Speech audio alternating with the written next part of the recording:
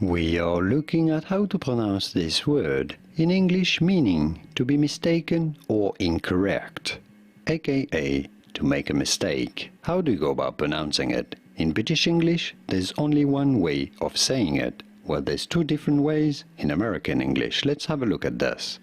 In British English, this is normally said as which rhymes with her, but without the H, In American English, however, you do have a choice between two different pronunciations, either as we've just seen, or air, which rhymes with hair, air, or in American English. Does that make sense?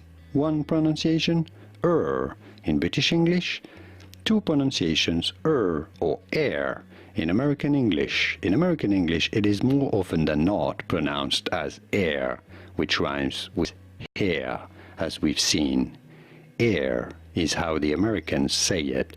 Air on the side of caution, for example. Here are more videos on how to pronounce more words in English whose pronunciations aren't exactly always obvious. I'll see you there to learn more.